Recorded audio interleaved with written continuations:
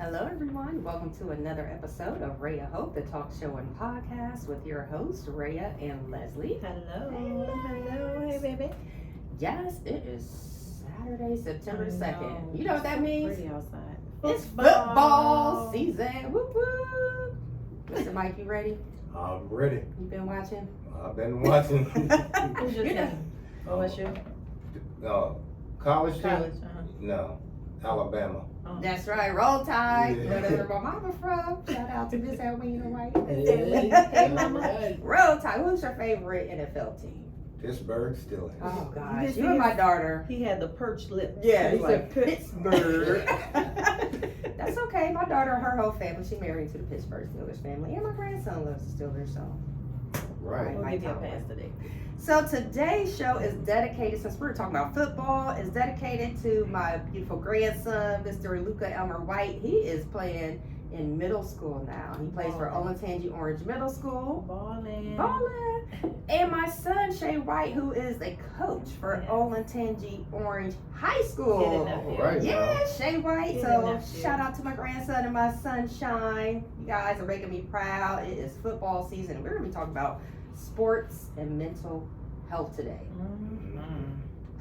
Yeah, you know, if you follow social media, guys get real serious about football, Oh yeah. And about their girls. sports, And girls, I mean, some girls. Yeah. Yeah, Leslie was, you know, me and Leslie had a conversation about football. She's like, "Don't talk about my Saints because I will unfriend you real quick." And LSU. Be tread light. Tread lightly. Who's your team? LSU, hello. And your NFL team? The Saints. The Saints.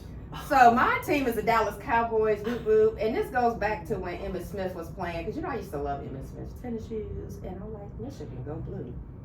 Go The blue. Wolverines. Go blue. Yeah, go blue. So we're just gonna get into, you know, the sports and mental health. And shout out to Northland High School.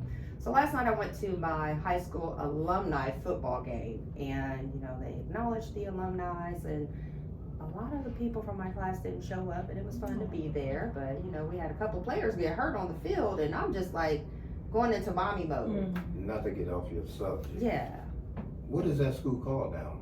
Northland High School. It's still Northland It's High still School. Northland High School. Oh, okay. We're not going anywhere.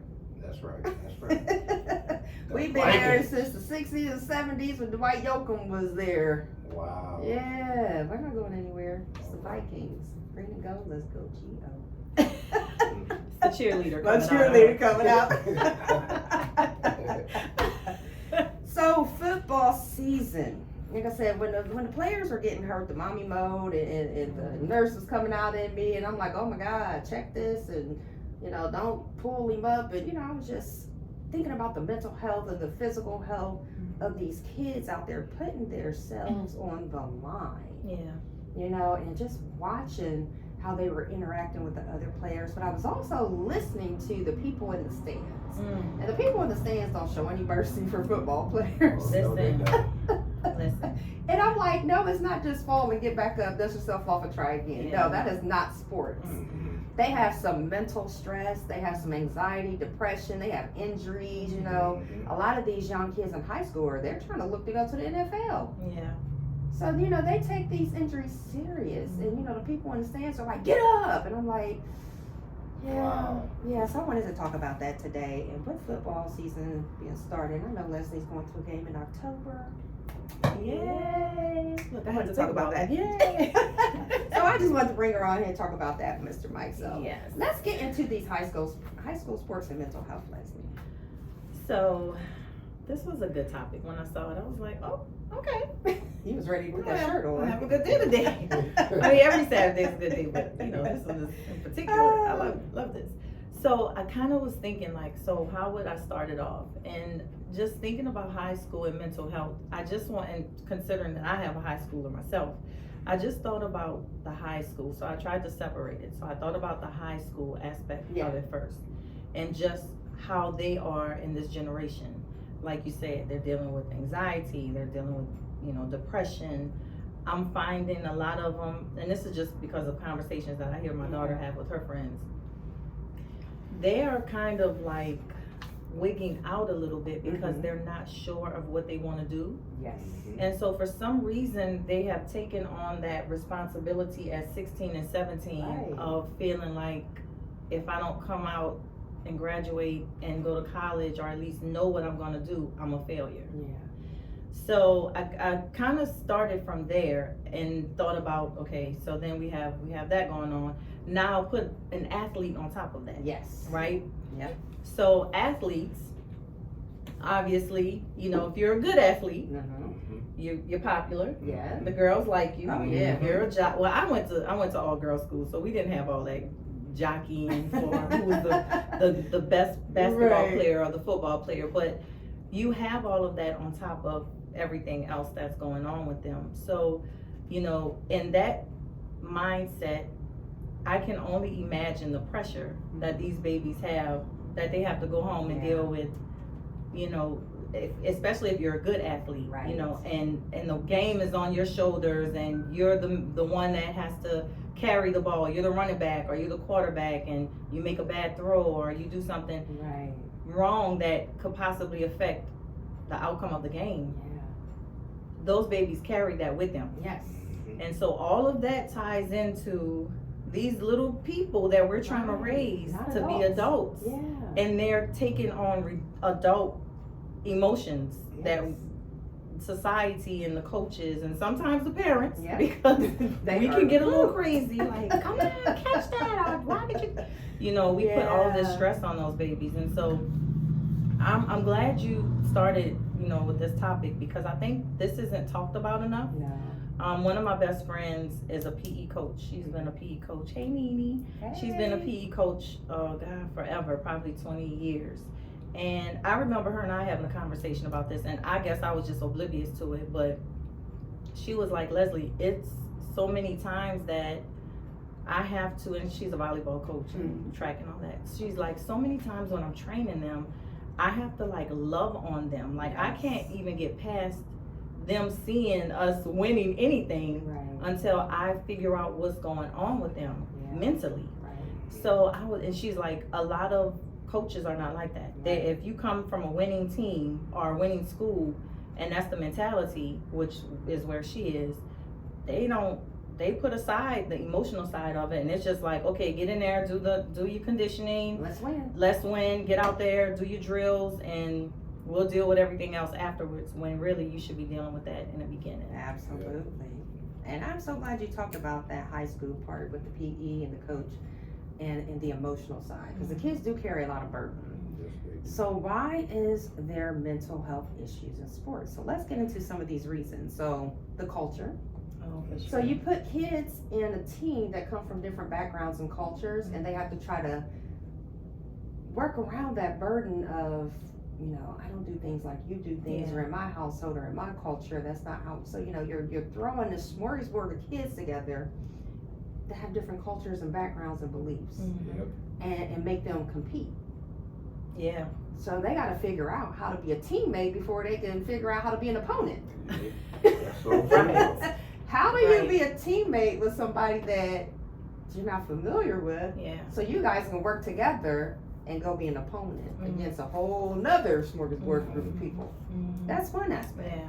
Then the sexuality that's related to, like you said, being a jock, being this stud muffin, as they used to call it back in our days, and getting all the girls. So now you're like, okay, I gotta leave these girls alone so I can focus on practice and focus on the game, and vice versa. Because Yeah. a lot of the girls are, you know, star athletes and basketball players and track stars, and they get all the guys too. So you have to separate that. Mhm.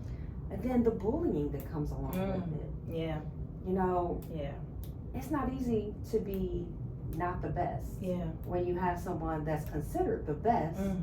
on your team. Yeah. So how do the other teammates feel when the coach is saying, pass the ball to John, pass the ball to Sean, pass the ball to Tony, pass the ball?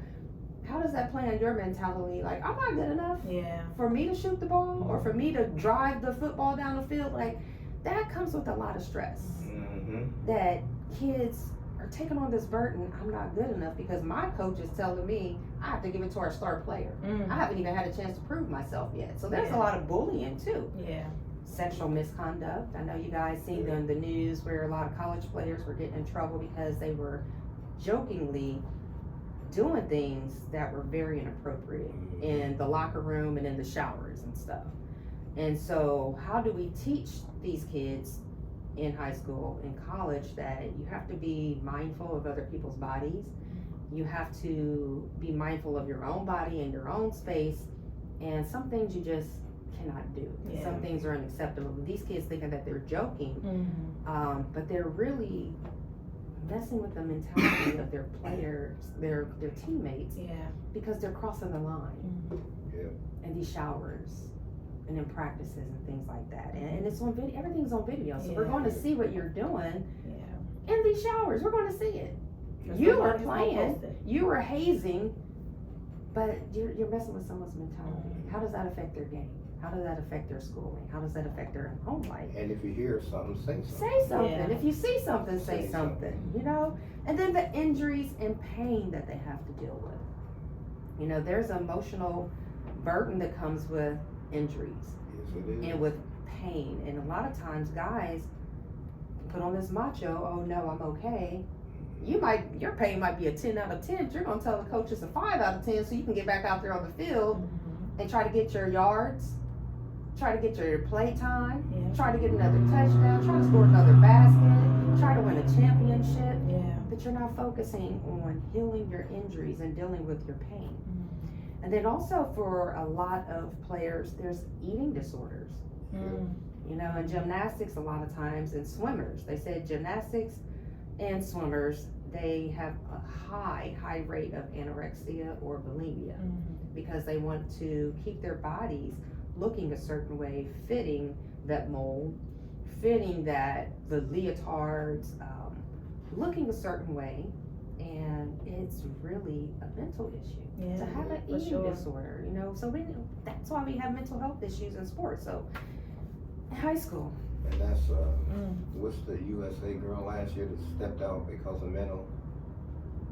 Simone Biles, Yeah.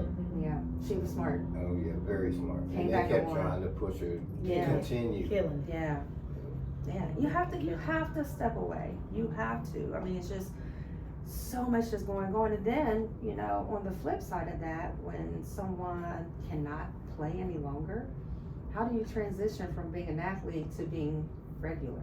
Yep. You know, we see that in the NFL. You know, these people that leave the NFL, that's all they knew was football. Or they leave the NBA, all they knew was basketball. They're no longer signed. What do? They start acting out. Yeah. And with social media, we get to see everything. So, Everything. Everything. Yeah. All right. So let's talk about professional sports and gambling. So, you know, we got these new betting apps now because gambling is legal. It's gonna be crazy. It's going to be crazy.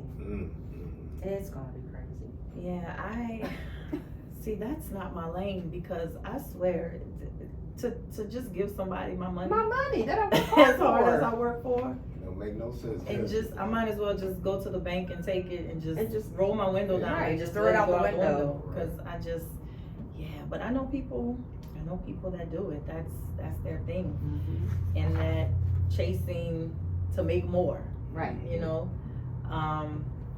Now I will say I do fantasy football because Okay. you know I'm a fantasy footballer. But there's no monetary. It is all trash talking. I'm in Okay. like 3 leagues and yeah. So Shit. I don't play no games. Yeah. But yeah, that money side of it and the professional gambling side. I mean, I remember going, and this was before the the apps and the betting and all that came out. I remember going to like Rule 3 and just like sports bars and Yeah. just seeing people sitting at the bars watching the game. So I can only imagine. Now I'm gonna be more mindful of like, they probably put a bet on Dallas. Right. They better put a bet on Yeah. the Saints because you know we gonna win. Their whole demeanor But- changes. Yeah, like I'm just now I'm gonna be looking to see because all these people now with this betting stuff, and football starting up. It's gonna be a mess. Oh It's gonna my be a goodness. mess. Oh my It's gonna be a goodness. mess. Oh Like Lot you of- said, be lot of- mindful. A lot of broken homes. Yeah, we're gonna get into that too. Yes, I'm glad you said that, absolutely. Mr. Mike, because we're gonna get into that. So why do people gamble and why do they have this impulse? It's a control disorder. That's exactly what it is. You know what I mean? It's Mhm. psychologically, gambling is called escapism. So a lot of men will gamble to escape things. A lot of women will gamble to escape things. You know, the root cause of gambling is addiction. Oh, Their yeah. stress, anxiety, they're coping with their negative emotions. It's an escape from reality, hence why it's called escapism. But also, a lot of people don't know that gambling is an addictive personality disorder because it activates that reward system in your brain It does. the same exact way that a controlled substance does. Yes, it do. So when you take drugs and it goes to your brain and you feel this flight of happiness and this flight of reward, gambling gives you that same effect without putting anything into your body. I've Isn't been there. that I've been there crazy? and done that. I had someone, my Sad. partner was a gambler, and he gave me PTSD. It was one of the worst times emotionally in my life because everything you work hard for, you never know if you're gonna have it the next day. Gone. And then to see them spend weekends, not hours, 48 to 72 hours in the same place, giving away their money 10 grand a night. a night, knowing their potential, gives you PTSD. People are like, why don't you go to a casino? I have PTSD. The casino is not my friend. I don't gamble, but I've dated someone that did, and it gave me PTSD. I used to very heavy. Yeah, You did? Yeah, man. and Oh, you wow. escaped it though. I sure did. Good for you. Good, Mr. Mike. Good for you. There's 3 different types of gamblers. There's a professional gambler, the social gambler, and the problem gambler. Professionals, we see them on TV playing these tournaments and all that kind of stuff. They're doing trick shots on the pool table. They're sitting there playing 21 and all these. What's the card game that they have now? Blackjack. Blackjack and yeah. So you know they have all these professionals who they get paid. Some people get paid millions of dollars for this. Then they have social gamblers, and that's people like us. We just, you know, if we're on a casino, on a boat, you know, you're on a cruise ship, and you're like, oh, there's a casino, and you with your party, you go in there and you drop $20, $30 and Wheel of Fortune, slot machine. So that's a social gambler. You don't thrive off of that.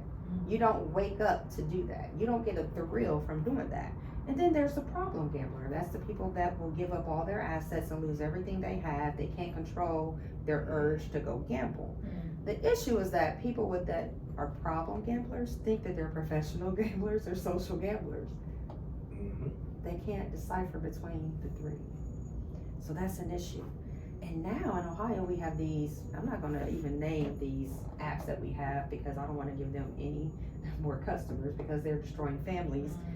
But they're really making it easy for people to put in their bank account information and gamble on their cell phone.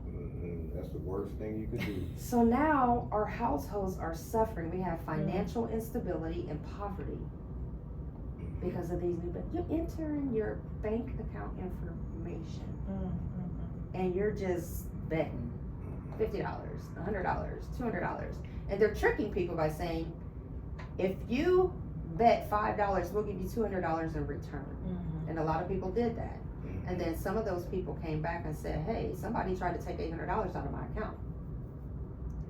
Oh, Yeah, It happens. it happens. It really do. that's why I don't do Yeah, that's why I don't do it.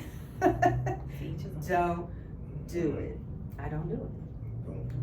So why do you think, well, we know why they made it legal, because the government's getting the money.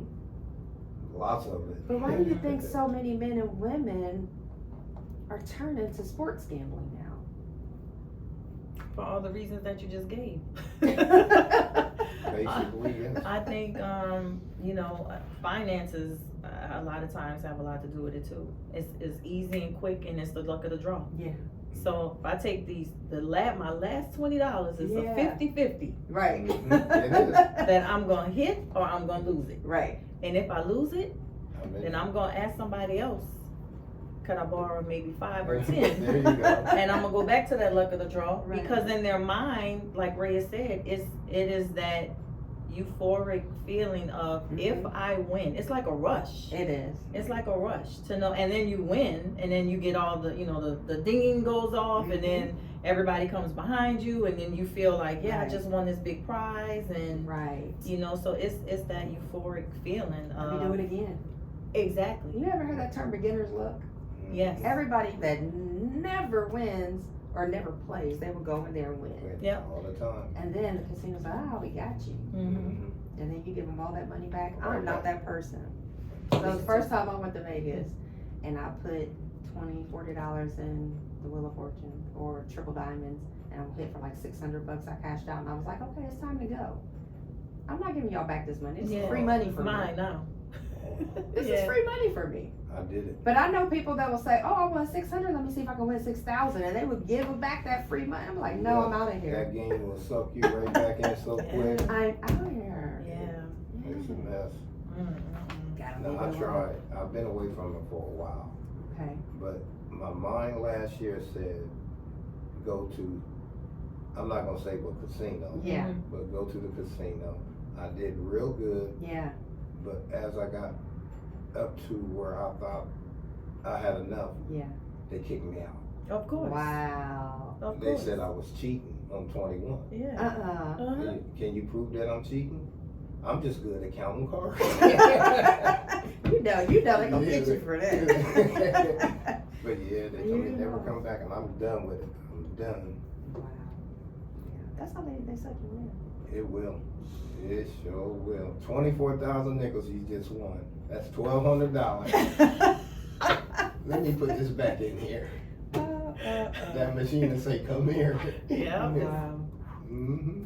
Yeah. It's got the slow wave. All right. So before we get into improving mental health, let me just give you a little bit of background about student athletes, professional athletes, mental health, and then we're going to go into how we can help them improve their mental health. So a lot of our student athletes and professional athletes, they're more likely to experience burnout, sustain injuries, have mental health crisis, and they don't have resources. So now they're pushing for sports psychiatrists and psychologists in high schools in certain states. I think it should be in every state. I think that should be mandatory. I think it should be a part of the curriculum for anyone that is entering into playing sports. You should, for real. A lot of the athletes feel overlooked, lonely, and abandoned. They're not sure who can help. And there is a sense of failure and anxiety that is tied to losing games. So Absolutely. those are things we need to talk about. So Leslie, give us some ways we can work on improving our mental health. You know, with us being nurses, we don't really focus on athletes. You know, I've been a school nurse, but it was for the entire school. We didn't focus on athleticism. You know, so give us some background or give us some information about how we can help these teens improve mental health. One thing I did want to say, when I was doing a little research, Yeah. I realized that I didn't know, because this is just not my lane, Yeah. but Ohio actually passed a law that went into effect July 4th. It's House Bill 33. They actually kind of snuck in there, which is a good thing, that any coach who wants to continue to coach, or they have to get renewed for their permit, that they actually have to take training in mental health support. Amen. I thought that was so good. Like I really, instrumental. I got excited when I saw that, because it just brought me back to my conversation with my best friend and her telling me, like, you know, these coaches do not pay attention to these babies, and so much just gets pushed under the rug because we're so focused on the sports side of it, and we're not paying attention to their mental health of it. So I just want to kind of throw that out there, because I thought that was some good stuff. That's good information. So ways we can support our babies, because they are all of our babies. If you go to a game, just be a spectator. Yes. Okay, baby. Let's start with that. Just be a spectator. Let's stop calling names, parents. Yeah, let's just be a spectator. Stop yelling. Let the coaches coach. Because those kids hear that. Yes. If they hear their coaches calling them plays, they're hearing parents on both sides cursing and I was doing this all night. yeah, it's out of control and obnoxious. And then we have to get involved, and that's another topic. Yeah. All right, and so yeah, just be a positive spectator. Let your kids have fun. Yes. Just let them go out there and have a good Say time. that again. Don't put any pressure on them. Yes. They don't have to win every game. No. I feel like sometimes these children grow up, and we live vicariously sometimes through our kids. Mm-hmm. And so we do put pressure on them. Like, I was a good volleyball player, but I didn't go on to college to play volleyball. But when I recognized my daughter was good at volleyball, I kind of pushed her to the point where she don't want to play volleyball, but she was really good at it. So just be encouraging. Yeah. Give them space. Let them express themselves. If they've had a bad day practicing, working out, just don't bother them. Let them come to you when they're ready to talk. There you go. And just be an active listener. I think that's the best thing. Yeah, just listen to your babies. I think we're the best mental health providers we could be for our kids. We are the best advocates. So just listen to your babies. I love those, Leslie. Right now. And then on the other side, make sure your babies are getting some adequate sleep. Yes, absolutely. Make sure everybody should. If you have an athlete, they're training, they're practicing, they're playing games, they're putting extra stress on their body. Make sure they're getting sleep. Yeah. Make sure you work on injury prevention. Make sure they're eating good. Make sure they're working out. Build those muscles. Yeah. Getting their protein to protect those muscles. Now, make sure that when they are injured, that they're taking time to rest the injury. Yeah. Don't force those kids to get back out on the field. Yeah. Don't force them to get back in the gym. Follow your provider's instructions. Follow the physical therapist. Yes. Let the coach be the coach. But let those babies rest those injuries and that pain. Yeah. Because if they have pain and it has not been diagnosed, you don't want to make it worse. Yeah. You don't want to end their career, Absolutely. you know, and then talk to them about what's bothering them. Because it's more than just physical, as Leslie said, it is mental Absolutely. also. So, you know, there's also cognitive behavioral therapy if, you know, your student is dealing with some stress or mental health issues, and then get some family and friend support in there. Love on those babies. Yes. So before Leslie gives us the final word, let me just leave you with this reflection. Your body is a reflection of your relationship with yourself. Pray over yourself, get active, get moving, get healthy, get realistic, and get ready for change. I like that. Yes. I like that. So today's reading is going to come from Genesis 24:40. It says, "He replied, 'The God before whom I have walked faithfully will send his angels with you and make your journey a success.'" Just know God is always with you, no matter what is going on. Your health, your job, your finances, if you're feeling stuck, if you're feeling like you're not where you should be, everything has its own timing. Yes. Just let God take care of it, because he's with you. He is with you. Yes, he He's is. never left you. So just be patient. That's when our faith has to step up and kind of reveal itself. Right. So just hang in there. We hope you enjoyed our show today. Today is so pretty. I love you, Ray Ray. I love you too. So let me just give you a little bit of information before we close out. If you have an issue with gambling, go to gamblersanonymous.org. That's ORG. You can also contact the National Council on Problem Gamblers at 202-547-9204. The Ohio Department of Mental Health and Addiction Services at 614-644-8456. Or you can call 1-800-GAMBLER, GAMBLER. Get help, get the resources. Please be sure to follow us on Facebook at Reyes Raise a Light Foundation. You can connect with us at Reyes Raise a Light _FDTN on Instagram. Email us at connect@reyesraiselight.info or visit our website at www.reyesraiselight.info. Yay. Thank you so much, Leslie, Thank Mr. you, Ray Mike. Ray. Oh, yeah. I had a pleasure with you guys, talking about this. Oh, me Yeah. too. I look forward to our Saturdays. This was fun. We hope you guys look forward to listening to us. Always. And way down yonder. Yeah. Yeah, coming. Coming. Thank you guys so much for Thank tuning in to Ray of you. Hope. We love you. Take Love care you of each guys. other. Take care of your community.